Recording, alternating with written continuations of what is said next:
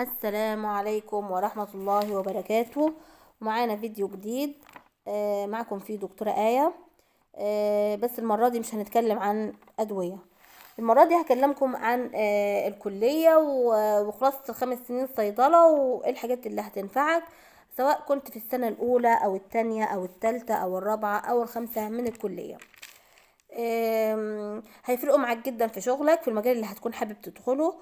وركز، لو اقتنعت بالكلام حاول تحاول تستفيد بيه يعني. عشان انا في حاجات من اللي هقولها لسه ما عملتهاش، وفي حاجات طبعا محدش نصحني بيها او ما كنتش اعرفها للاسف طبعا. فانت حاول تركز بقدر الامكان، ويلا نشوف ايه الحاجات دي. اول حاجة تبقى عارفها هي ان اولى وتانية مش هيكونوا مهمين بالنسبة لك خالص. اولى وتانية مش هيكونوا مهمين بالنسبة لك خالص، تمام. الا في حالة واحدة بس، لو انت هتدخل المجال الاكاديميك. لو هتدخل اكاديمي يعني نفسك تتعين في الجامعة، تبقى معيد طبعا. بتبقى بالنسبة لك من اول مادة لحد اخر مادة كله مهم بالنسبة لك، عشان طبعا التقدير يبقى عالي. لكن لو مش مهتم ف انك تدخل المجال الاكاديميك وكده، يبقى انا انصحك انك تستفيد من فترة الجامعة بالستودنت اكتيفيتيز. اللي هي الانشطة الطلابية. طبعا الانشطة الطلابية بتنمي جوانا مهارات وحاجات مش هنكتسبها غير من خلال التيم وورك. هقدر استفاد منها في حاجات كتير. هتبقى عندي سوفت سكيلز. حتى هتعرفني ازاي اتعامل. سواء هتنمي عندي الكوميونيكيشن سكيلز،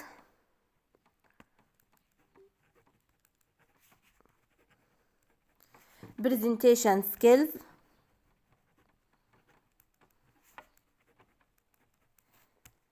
ودي طبعا حاجة مهمة جدا هتفيدنا.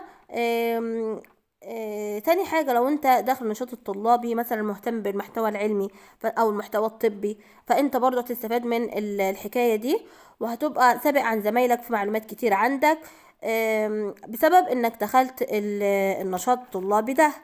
تالت حاجة عندنا السي في ده بتاعك هيبقى طبعا في انك انت مارست نشاط طلابي، وده طبعا مهم جدا. لو انت مثلا عاوز تاخد تريننج في شركة معينة او كده، الاتش ار اي او لو هتعمل انترفيو مثلا، هيبقى مهتم جدا ان يسألك عن الانشطة الطلابية اللي انت اشتغلتها، عشان عارف لو انت دخلت اي نشاط طلابي انت واحد بتشتغل، تعرف تعمل تايم مانجمنت. بتنظم وقتك ما بين مذاكرة، شغل، عمل تطوعي. اكتسبت المهارات اللي انت اتكلمت عنها، اللي احنا اتكلمنا عنها قبل كده. فمهم جدا انك تركز على الستودنت اكتيفيتيز. لو سواء كنت السنة اولى او تانية او حتى تالتة. تالت حاجة، خليك عارف ان صيدلة بتبتدي بجد اول لما تاخد فارماكولوجي. اول ما تبتدي تاخد فارماكولوجي ومواد بتتكلم عن الادويه والامراض.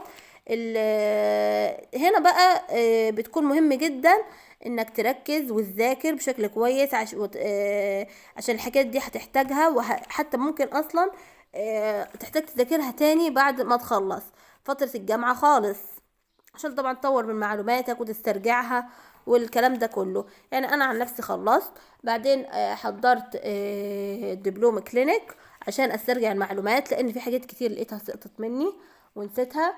وحاليا بحضر في الماجستير برضو تجديد للمعلومات وتطوير من الذات. فانت طبعا تركز من اول الفارماكولوجي، من اول ما تبدأ اللي هي معلومات عن الادوية والامراض، هو ده اهم حاجة في صيدلة. وطبعا تبتدي تطبق الحاجات دي، انك المواد دي اول ما تنزل صيدلية على طول تبتدي تفهم نظام الصيدلية هيمشي ازاي، وتبدأ تاني تدور على تريننج في شركات. عشان كده بقولك السي في مهم جدا في موضوع انك تقدم في شركة. لو انت ما اشتغلتش في انشطة طلابية السي في بتاعك هيكون فاضي ما فيهوش حاجة، وفرصتك كده هتقل في انك ممكن تاخد تريننج، تبقى ضعيفة. عشان كده ننصح بالستودنت اكتيفيتيز. طبعا سواء في سنة أولى أو تانية، وتبدأ من سنة تالتة تنزل صيدليات بقى وتدور على التريننج في شركات. هي آه، يعني في حاجة تاني، انك لما تبقى في سنة رابعة اول حاجة هتبدأ تسمع عن الشغل، تبدأ تسمع عن مشاكل الشغل. وطبيعي جدا تكون في ناس محبطين، ناس ما بتعرفش توزن الكلام، ناس بتهول الامور. انت لو استسلمت لكلام الناس حماسك هينطفي بالظبط. ده اللي هيحصل لك، الحماس هيروح خالص، مش تبقى متحمس للشغل وعندك اكتئاب وكده. فانت تحاول ما تسمعش لاي كلام، او ممكن تسمع بس ايه ما تخلوش يأثر عليك وعلى الطاقة بتاعتك اللي انت ممكن تقدمها. تحاول تجهز نفسك للشغل. مشكلة طبعا، احنا خلينا متفقين ان اي شغل بيكون فيه مشاكل كتير، واحنا بالنسبة لشغلنا في مشاكل فعلا، بس انت قادر عليها لما تطور من نفسك وتزود معلوماتك وتشتغل على نفسك. في اعداد كتير بتتخرج كل سنة وفي مشاكل دخلة وفي مشاكل تانية، لكن المتميزين، الناس المتميزين طبعا صدقني مش بيكونوا كتير.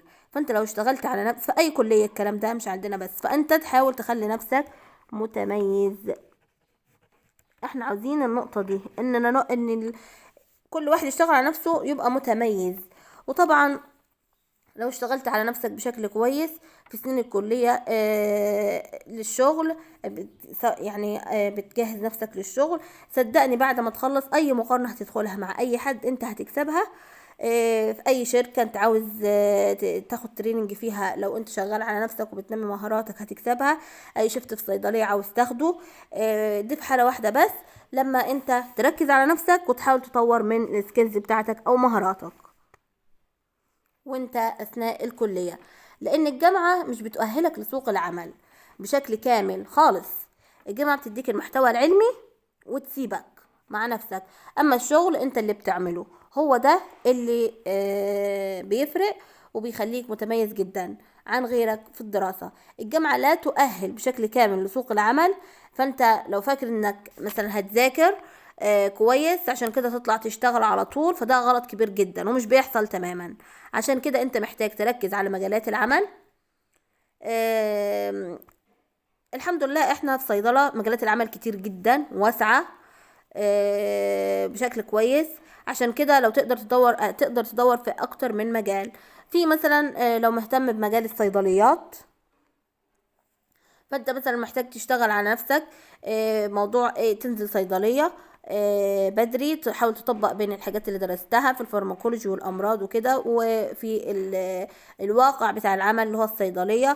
تبقى عارف حالات مثلا او تو سي، تبقى عارف الادوية، تبقى عارف الكمبيوتر والسيستم ازاي الدنيا ماشية فيه، تبقى عارف الموردين الشركات، تبقى عندك ثقافة في كتب او تو سي.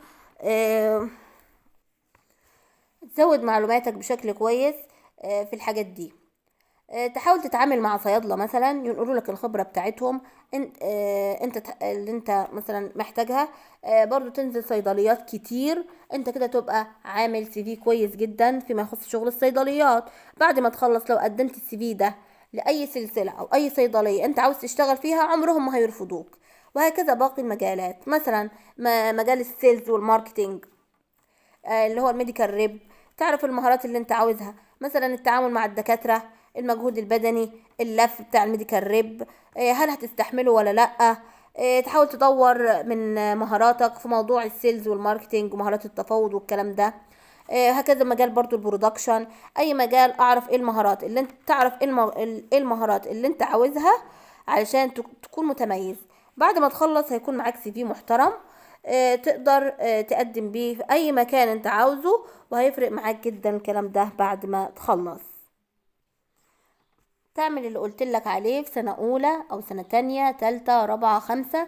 لو مشيت عليه وحاولت تنفذ الموضوع هيفرق معاك بشكل كبير جدا، هتلاقي نفسك مستريح وعارف ايه المجالات او اللي ممكن تركز عليه وايه اللي ميولك رايح ليه، في حين ان هتلاقي غيرك لسه محتار او مش عارف هيعمل ايه. وده الفرق، انك انت اشتغلت وطورت من نفسك في سنين الكلية، اما هو كان مكتفي بالمذاكرة وخلاص على كده. ده كده ممكن يعني اللي اقدر افيدكم بيه، او اللي جاء استحضر في الذاكرة بتاعتي.